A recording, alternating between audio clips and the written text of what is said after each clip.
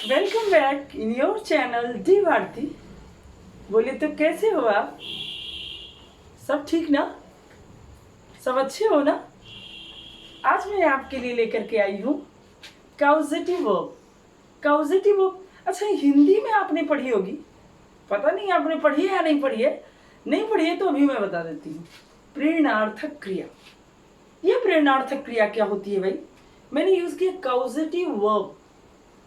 तो काउजेटिव वर्ब को ही हिंदी में कहते हैं प्रेरणार्थक क्रिया।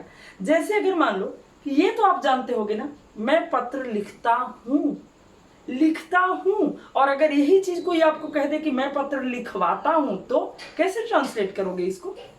किस तरह से बनाओगे इसको? इतना मुश्किल है क्या? नहीं मुश्किल है। हिंदी में उसके लिए शब्द है प्रेरणार्थक क्रिया। जैसे करना, कराना, करवाना, आना और वाना शब्द, आना और वाना शब्द, करना, कराना, करवाना। इसी तरह से हम दूसरे शब्दों को भी बना सकते हैं, पर हिंदी में आना और वाना होता है, लेकिन इंग्लिश में उसके लिए एक ही तरह से शब्द बनाए जाते हैं, लिखवाना, ये करना। तो सबसे बड़ी चीज है क्या कि हम लोग आज वैसे सेंटेंसेस के बारे में पढ़ेंगे, जैसे वह मुझसे पत्र लिखवाता है।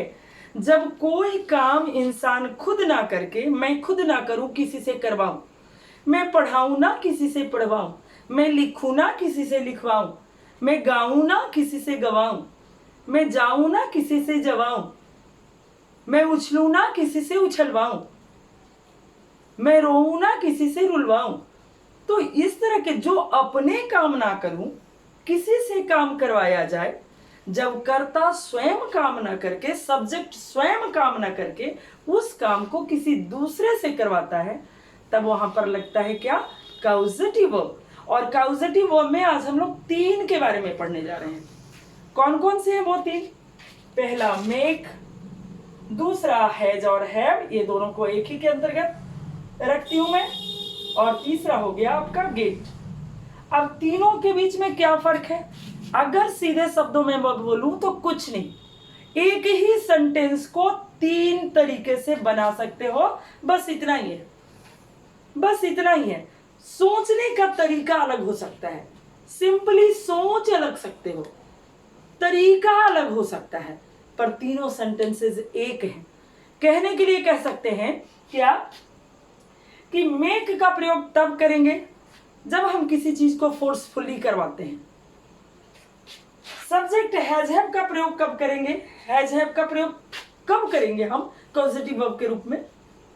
जब हम किसी को रिस्पॉन्सिबिलिटी, कार्य की तत्परता के लिए देते हैं, रिस्पॉन्सिबिलिटी के तौर पर, भाई ये काम आपको करना है, तब रिस्पॉन्सिबिलिटी के तौर पर जब हम किसी को दें।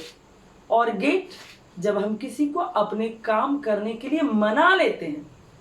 पर इन सारी चीजों से एकदम दूर हो जाओ, इस सारे झंझट में आपको नहीं पढ़ना है। लिखने के लिए मैंने लिख दिया है, पर चूंकि मैं बता रही हूं आपको बोलने के लिए, स्पोकन सिखा रही हूं। I am going to teach you spoken, then there is no झंझट पटपट, you have to learn only, that's it. रट्टा मार जाओ, कुछ नहीं आता है तो रट्टा मार जाओ एक तरह के सेंटेंसेस को।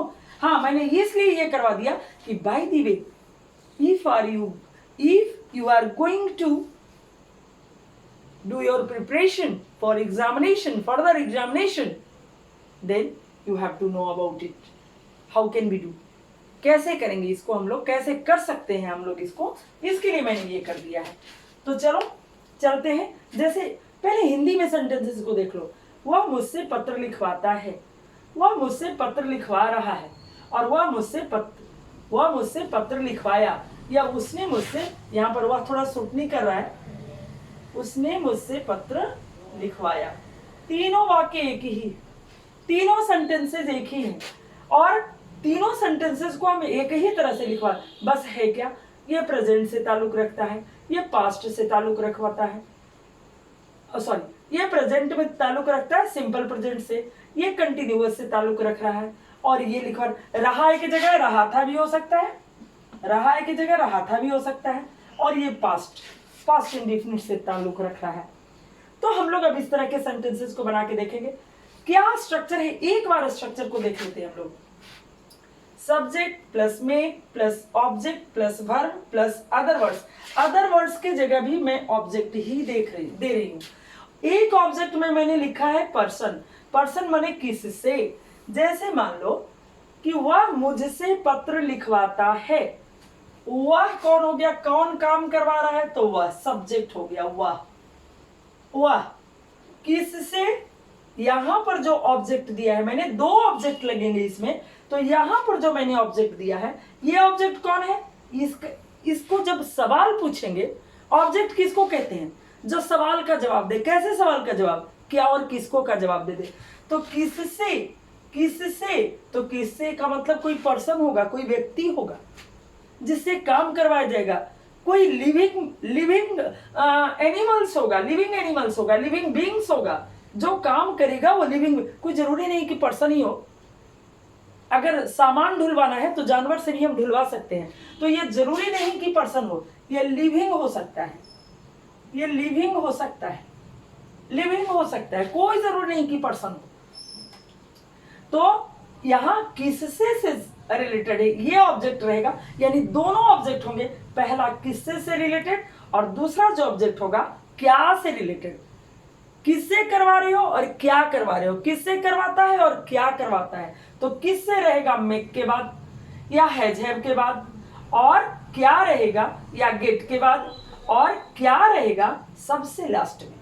क्या रहेगा कहां, सबसे लास्ट में। फिर से एक बार देख लो, सब्जेक्ट प्लस मेक प्लस किससे, यानी ऑब्जेक्ट का किससे वाला पार्ट, और उसके बाद वर्ब वन, और तब जाकर के object. Subject plus has have plus object plus verb one plus object. फिर से सुन लो, इसमें दो ऑब्जेक्ट होंगे, इसमें दो तरह के ऑब्जेक्ट होंगे।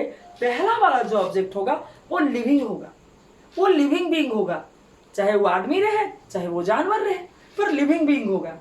और दूसरा वाला जो ऑब्जेक्ट होगा वो क्या रहेगा, यानी वो लिविंग बीइंग नहीं होगा, वो लिविंग बीइंग नहीं होगा। क्या होगा मतलब कुछ भी हो, वो क्या होगा ऑब्जेक्ट में, लास्ट वाले ऑब्जेक्ट में क्या होगा। ये फर्क है दोनों ऑब्जेक्ट के बीच में। तीसरा, subject plus gate plus object plus two. ध्यान में रखिएगा, गेट के बाद टू जरूर लगता है। ये किन के लिए, ये फॉर्मूले किसके लिए, फॉर्मूले जो एग्जामिनेशन की तैयारी करते हैं उनके लिए।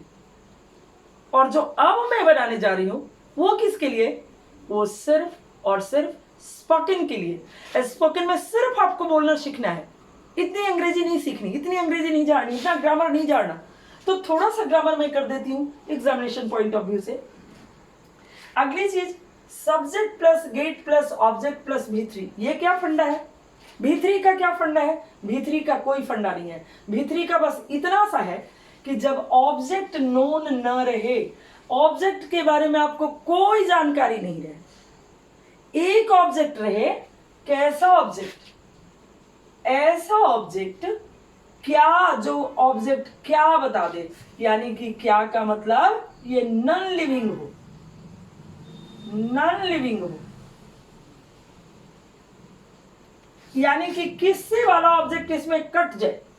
जब किससे वाला ऑब्जेक्ट नोन नहीं हो, किससे काम करवा रहे हो, काम तो करवा रहे हो, काम तो खुद नहीं कर रहे हो, क्योंकि कॉजेटिव फॉर्म हम लोग बना रहे हैं, तो काम तो खुद नहीं कर रहे हो। तो जब काम खुद नहीं करेंगे तो इसमें किससे, ये जो लास्ट वाला है जिसमें V3 लगेगा, तो V3 में नोन वाला ऑब्जेक्ट, किससे वाला ऑब्जेक्ट गायब हो जाएगा, किससे नहीं रहेगा, किससे नहीं बनेगा, तो वहां पर क्या हो जाएगा, V3 हो जाएगा। इसको भी हम लोग बाद में करेंगे, subject plus gate plus object plus V3, सीधी सी बात है। और सब्जेक्ट प्लस हैव या ऑब्जेक्ट प्लस V3, बस इतना सा करना है, बस इतना सा करना है। अब चलिए हम लोग सेंटेंसेस करते हैं, और सेंटेंसेस कर करके अब ढेर सारी चीजों को, एक ही चीज को तीन तीन तरीके से बनाते चलते हैं। ये देखते हैं, वह मुझसे पत्र लिखवाता है। क्या करेंगे, वह मुझसे पत्र लिखवाता है।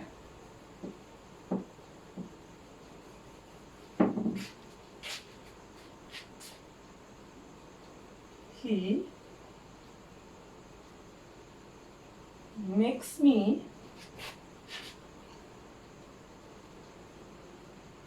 Right letter. क्या था इसका फॉर्मूला, याद है ना? Subject plus make plus object बने किससे, ऑब्जेक्ट मीन्स किससे, प्लस V1 प्लस ऑब्जेक्ट। ये क्या तो सब्जेक्ट आ गया, कौन काम करवाता है भाई, तो ही के बाद क्या लग गया, मेक्स। अब यहां मेक नहीं लगेगा, मेक्स लगेगा। सब्जेक्ट के अकॉर्डिंग मेक और मेक्स होगा, इसका ख्याल रखिएगा। ही मेक्स मी क्या, इससे। ये हो गया living being.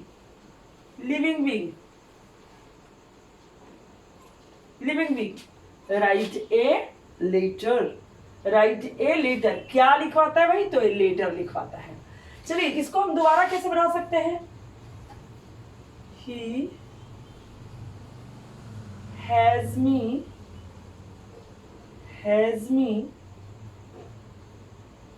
Right a letter.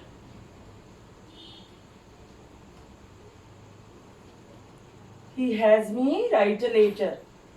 तीसरा क्या बनेगा, he get me to write a letter. ध्यान दे रहे हो क्या क्या बन रहा है, he makes me write a letter, he has me write a letter, he get me to write a letter. यार मेरे ये तीनों सेम है, ये तीनों क्या है, सेम है। लेकिन अगर प्रेफरेंस करने की बात की जाए तो मैं किसे प्रीफर करूंगी, सबसे बढ़िया कौन है, ये है बेस्ट। ये क्या है, बेस्ट है। He makes me write a letter, he makes me write a letter. वह मुझसे पत्र लिखवाता है। कैसे बोलेंगे इसको, कैसे स्पीकर लेंगे इसको, he makes me write a letter, या he has me write a letter, या he get me to write a letter. याद रखना, ऑलवेज रिमेंबर, गेट के साथ हमेशा टू लगता है। Get always takes to, get हमेशा टू लेगा, तो गेट के साथ टू लगेगा, यानी कि वह मुझसे पत्र लिखवाता है। ये प्रेजेंट इंडिफिनिट को शो कर रहा है, तो प्रेजेंट इंडिफिनिट की तरह। अब चलो एक और ऐसे एग्जांपल ले लेते हैं।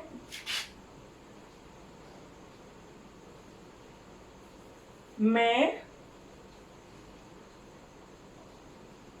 उससे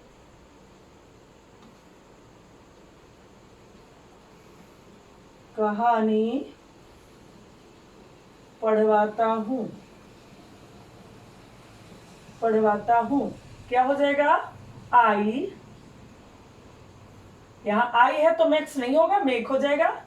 आई मेक हिम, अगर लड़का लड़की नहीं पता चल रहा है तो हर, हिम और हर दोनों में से कुछ भी लगा सकते हैं। आई मेक हिम और her read story, I make him her read a story. आई है, इसके साथ हैज लगा, आई के साथ हैव लग जाएगा। आई हैव हिम, किससे, यहां हो गया किससे, ये क्या लग रहा है, किससे का लग रहा है, ऑब्जेक्ट है, और रीड अ स्टोरी। क्लियर। उसके बाद आई गेट हिम और her to read a story. Easy और नॉट। मैं फिर से एक बार कर देती हूँ। हम उससे पत्र लिखवाता है, he makes me write a letter, he has me write a letter, he get me, he gets me, S छूटा हुआ था, he gets me to write a letter. मैं उससे कहानी पढ़वाता हूँ। आई मेक हिम और her read a story, I have him और her read a story, I get him और her to read a story. Get के साथ टू जरूर लगाने का। अब चलिए हम लोग रहा रही वाले को कर लेते हैं। तो मैं उससे काम करवा रहा हूं। अब देखिए इस तरह क्या करवा रहा हूं या करवा रहा था, कुछ भी करवा सकते हैं। अब इसको हम लोग क्या करेंगे, आई मेकिंग हिम डू वर्क। याद रखना इसको, यहां जो रहेगा किससे रहेगा, और यहां जो रहेगा वो क्या रहेगा, किससे जो है वो लिविंग रहेगा, किससे जो है वो लिविंग रहेगा, ये जो है वो नॉन लिविंग रहेगा। काम है ना, इसलिए नॉन लिविंग रहेगा। ठीक है, इसको जरूर याद रखना। आई मेकिंग हिम डू वर्क, मैं उससे काम करवा रहा हूं। आई मेकिंग हिम डू वर्क। उसके बाद आई having him do work. I having him do work. I getting him to do work. याद रखिएगा, गेटिंग के साथ टू जरूर लगेगा, गेट के साथ टू जरूर लगेगा। इसको रिमेंबर रखना, always remember. Get always takes to. मैं बार बार रिपीट कर रही हूँ उसको। मैं उससे काम करवा रहा हूं, क्या बोलेंगे, I making him do work, I having him do work, I getting him to do work. तीनों सही है, तीनों सेम है, पर हम किसका प्रयोग ज्यादा करेंगे बोलने के क्रम में, इसका। दिस इज द बेस्ट, ये वाला द बेस्ट है। मैंने उससे काम करवाया, तो I made him do work. I had him do work. I got him to do work। फिर से एक बार, I made him do work, मैंने उससे काम करवाया। इस तरह के सेंटेंसेस रोज बोलते हो ना, इस तरह I made him do work, I had him do work, I got him to do work। इस तरह के सेंटेंसेस रोज बोलते हो ना, प्रतिदिन बोलते हो ना। हाँ बोलते हो, लेकिन ट्रांसलेशन नहीं आता ना, स्पोकन नहीं आता ना, तो आज सीख लो, आज आपकी समस्या का समाधान। सिंपल सेंटेंस तो बोलते, इसमें भी कुछ नहीं है यार मेरे। और ग्रामर आपको, बोलने वाले को ग्रामर नहीं पढ़ना, और ग्रामर वाले को बोलने से कम ही लेना देना होता है। I got him to do work, वो मुझसे बाल कटवाएगा। ये फ्यूचर में कर लेते हैं हम लोग, कि फ्यूचर में कैसे करते हैं। He will make me, shall will लग जाएगा, he will make me cut hair.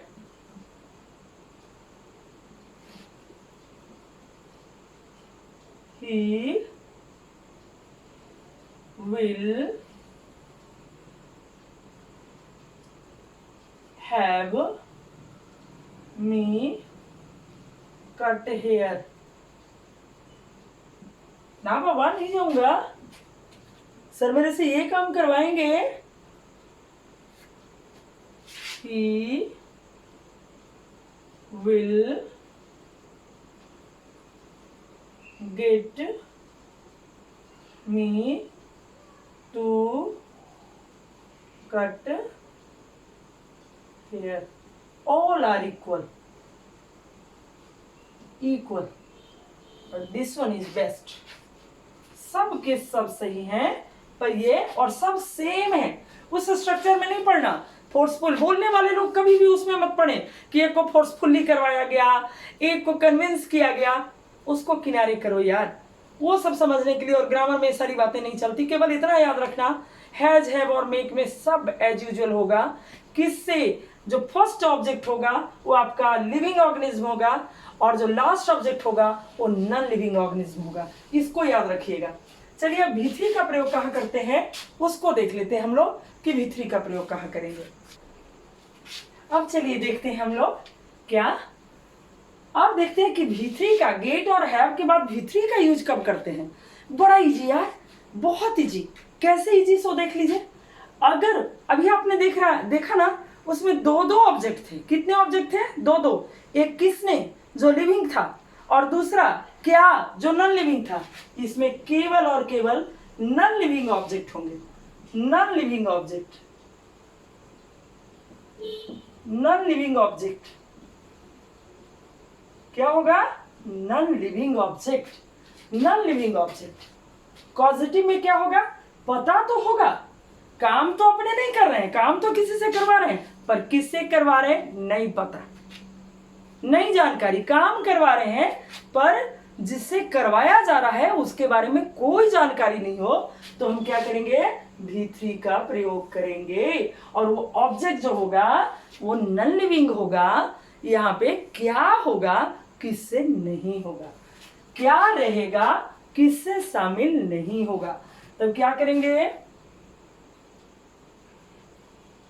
He gate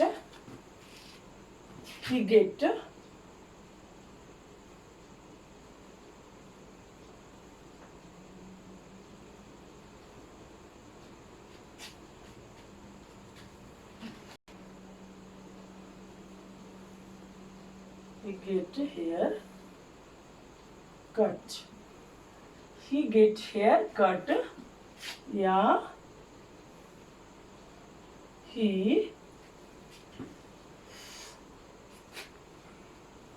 gets hair cut और he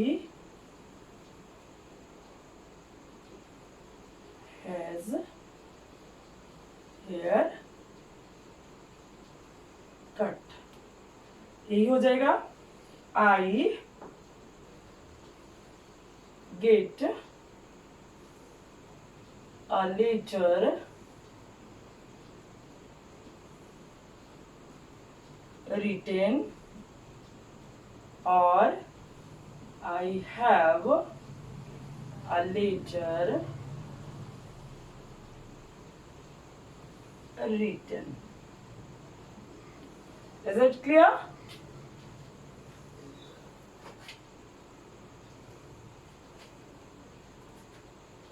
उसने बाल कटवाए, he gets hair cut और he has hair cut। मैंने पत्र लिखवाया, I get a letter written, I get a letter written और I have a letter written। दोनों एक ही है, दोनों सेम ही है, कोई कंफ्यूजन रखने की जरूरत नहीं है। बस इतना ही ख्याल रखना, दोनों में कोई कंफ्यूजन रखने की आवश्यकता नहीं है। He gets hair cut और he has hair कट। यहाँ पे हैव छूट गया है, प्लस हैव या हैज कर दो, हैज ऑब्लिक हैज। तो ही गेट्स हेयर कट और ही हैज, चूंकि उसने है इसलिए ही के साथ गेट्स लग जाएगा। ही गेट्स हेयर कट और ही हैज हेयर कट। मैंने पत्र लिखवाया, I get a letter written or I have a letter written. यहाँ पे क्या हो जाएगा? भी3 हो जाएगा। ये क्या हो जाएगा? ऑब्जेक्ट हो जाएगा। क्या कटवाई? तो बाल। और यहाँ पर क्या लिखा, क्या लिखवाए? तो लेटर। दैट्स इट, इतना ही। और उम्मीद करती हूँ कि आज आपकी एक छोटी सी समस्या का समाधान मैं अपनी वजह से कर पाई। मुझे खुशी होगी अगर इसे आप एक अपॉर्चुनिटी के रूप में लें। सब्सक्राइब भी किया करें और शेयर भी किया करें ताकि दूसरे की समस्याओं का भी समाधान हो। अपना ख्याल रखना। तब तक के लिए बाय बाय।